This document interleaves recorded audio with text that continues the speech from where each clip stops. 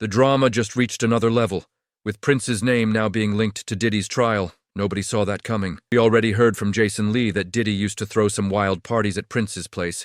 But this right here is a twist no one expected.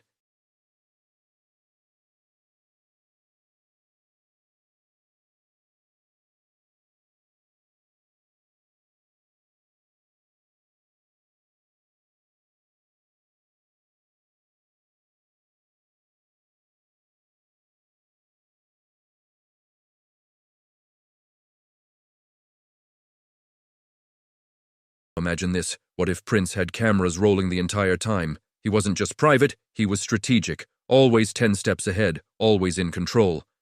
He never showed up at those parties himself, which made people think he didn't want to be involved in the chaos.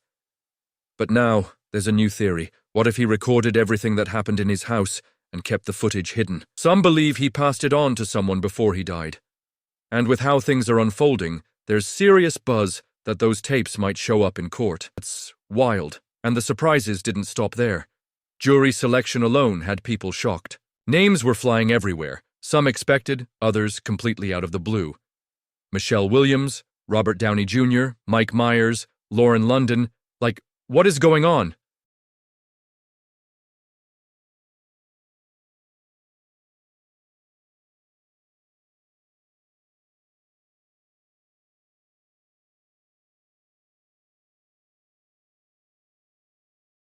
Now let's talk about the names we did expect to be dragged into this mess, starting with Cassie.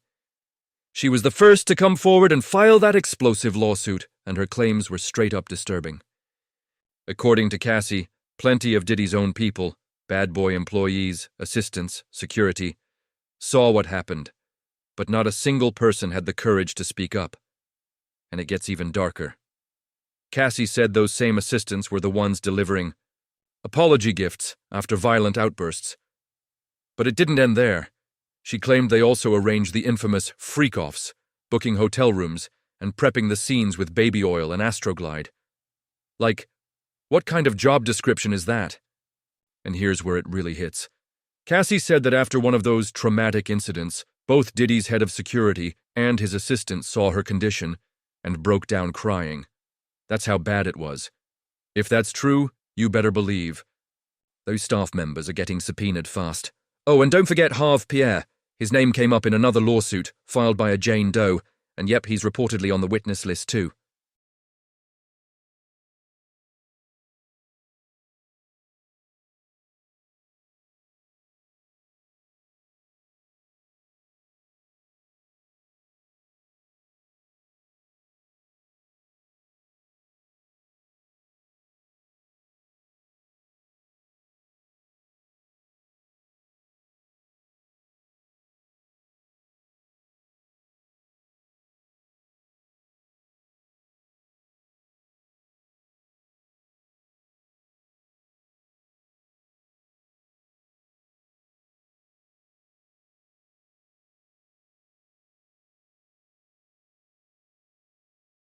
This is where things get really twisted.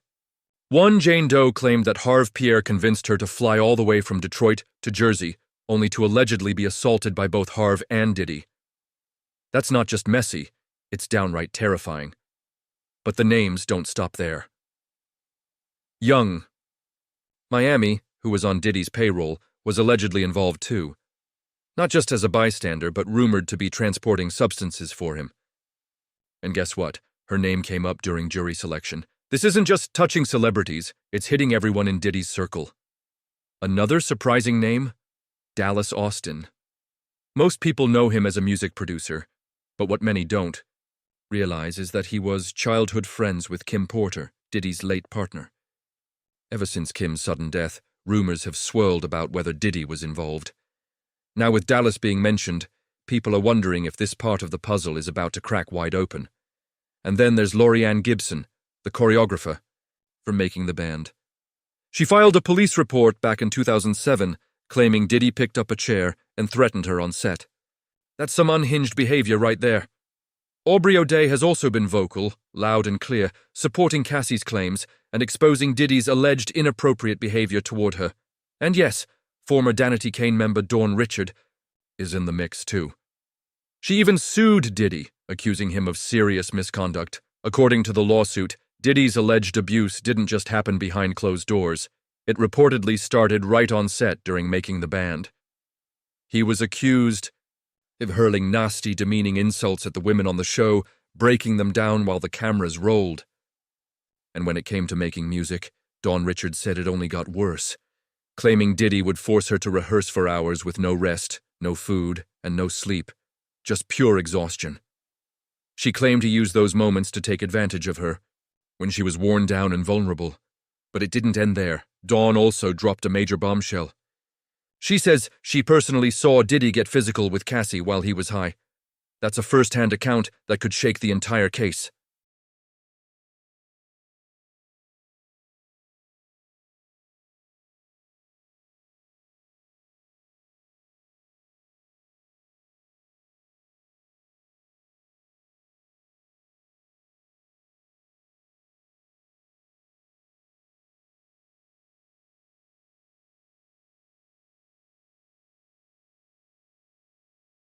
Now, let's talk about the men connected to Cassie. Michael B. Jordan's name came up, not because he's accused of anything, but because he was mentioned in Cassie's lawsuit for the flirty vibe they shared back in 2015. But the prosecution? They're planning to bring in as many of Cassie's exes as they can, and we already know why. Kid Cudi's name stands out, in a big way. Cassie admitted to having a brief fling with him in 2011 during a rough patch with Diddy.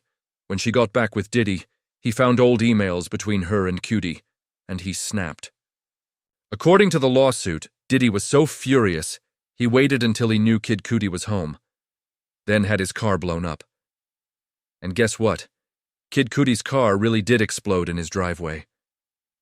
That part of Cassie's lawsuit wasn't some wild exaggeration, it actually happened. Now, with the trial heating up, more names are expected to surface. But like I said earlier, Prince being involved, that was a plot twist no one saw coming, and now people are asking, did Prince know something? The whispers are growing louder.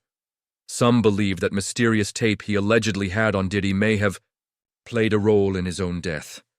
It's a chilling thought, but when you start connecting the dots, it makes you pause. And here's the eerie part. Just days before Prince died, he seemed to know something was coming. He posted a photo of himself with a now-deleted caption, "Just when you thought you were safe." Like what? That message alone gives major goosebumps.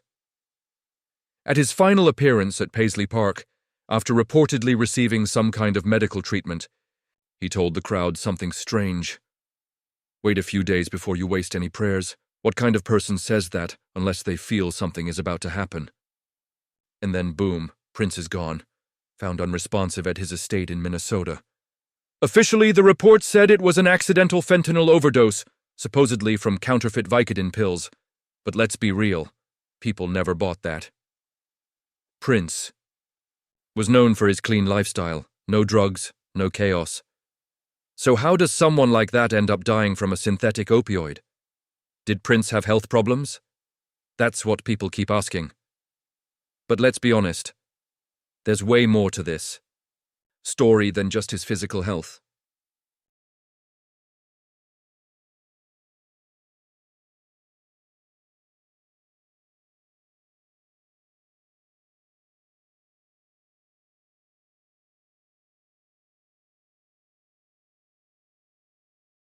Prince wasn't just an artist, he was a fighter. For decades, he battled major corporations over ownership and control of his music.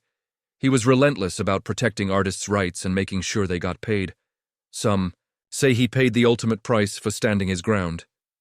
There's long been speculation about whether Warner Brothers had anything to do with what happened to him. Nothing has ever been proven. But if you ask his fans, many are convinced there's more to the story. They believe the very system he fought against may have played a role in silencing him.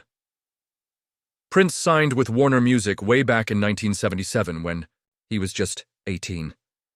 His first few albums, released between 1978 and 1981, didn't explode commercially, but Warner kept him. He was already seen as a visionary. They believed he added legitimacy to their label, and they were right. Then came 1982, just a year after MTV launched. Prince dropped new music, hit the US top 10 for the first time, and changed the game. He wasn't just making songs, he was building a whole mythology around himself. He understood the power of visuals and saw music videos not just as promotion, but as tools to shape his image, control his narrative, and stand out like no one else. By the time Purple Rain dropped in 1984, Prince wasn't just a superstar. He was a full-blown cultural movement. Fans were copying his look, his sound, his everything. He was the biggest and most electrifying name in pop, hands down. But behind the scenes, Prince was fed up. He hated that Warner Brothers owned the rights to his name and every piece of music he released under it. Imagine being one of the greatest artists alive and not even owning your own name. So what did he do? He flipped the entire game. Prince changed his name to a symbol, that iconic squiggle. People started calling him the artist formerly known as Prince. He made it loud and clear he was in a war for creative freedom. He spoke out and didn't hold back. Now here's where it gets messy. Diddy? He was cutting deals with the very people Prince was trying to expose. Diddy signed a massive joint venture with Warner Music Group. Yes, that Warner. The agreement gave Warner a 50% stake in Bad Boy Records. Warner took over digital and physical distribution of Bad Boy's full catalog, both past and present, and helped manage their roster worldwide. And Diddy? He was proud of that deal. He publicly said, "There have been a lot of boutique labels that come and go, but we're still here." He bragged that the partnership gave them the financial firepower to keep dominating the game.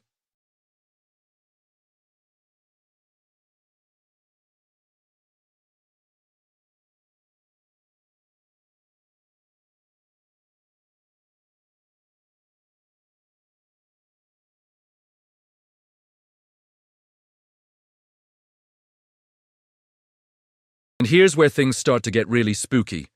Word is, Prince might have known all about those freak-off parties Diddy was throwing, and he wanted no part of it. According to Jason Lee, the first wild Diddy party he ever attended was actually at Prince's house. But Jason said something weird stood out. No one was allowed to bring their own security. Think about that. Prince let Diddy use his mansion for these over-the-top parties, but made sure outside security stayed away. That kind of control doesn't feel random, it feels calculated. And knowing Prince, private, strategic, always observing, you have to ask, what if security cameras were rolling the entire time? This is Prince we're talking about. He was always ahead of the curve. What if he recorded everything and hid that footage? Or handed it off to someone he trusted before he passed? Now, with rumors swirling that his name might come up in this trial, people are connecting dots, and the picture isn't looking good. What if Prince knew too much? What if those tapes really exist? Could that have had something to do with the way he died? And here's the part that really hits. Prince's sister, Tyka Nelson, once said he told her he was in trouble just days before he died. People used to think they weren't that close, but insiders say otherwise. They shared more than just blood. They shared secrets. Back in 2018, Tyka opened up about how deep their bond truly was. She said they were incredibly close growing up, and their parents even told Prince it was his job to look after her. So wherever he went, she was right there beside him. It wasn't just sibling love. They were tight.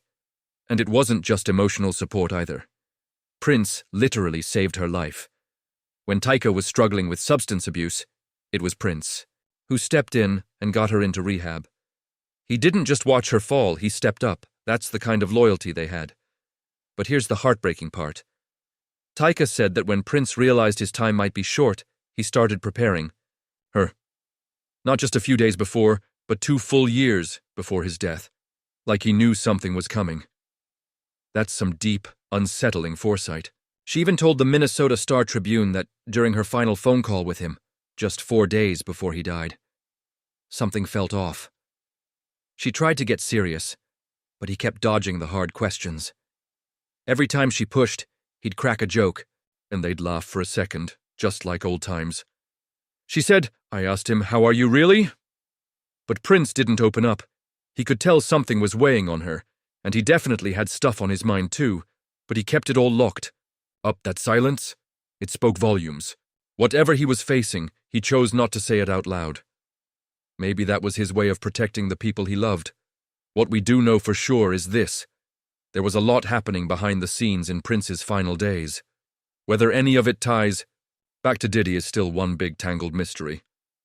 And if Prince's name actually gets dragged into this courtroom chaos, only time will tell. But now I want to hear your thoughts. Could Prince have really had recordings of Diddy at those freak-off parties? And if so, why didn't he ever expose it? Was he planning to drop the truth? Drop your take down in the comments.